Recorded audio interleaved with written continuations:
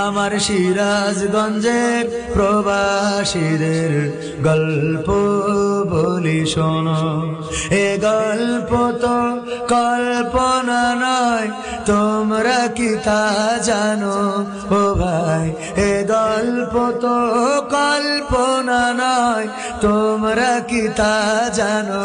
আমার বাংলাদেশের প্রবাসীদের গল্প বলি শোনো। পল্লী গায়ের দুরন্ত ছেলে বাপে ডাকে খোকা, হঠাৎ করে ঢুকলো মাথায় বিদেশ যাওয়ার পোকা। রোগে শোকে ক্লান্ত পিতা খাটার নাই উপায়, বেকার ছেলের এমন কথায় বাবাও দিল সাই।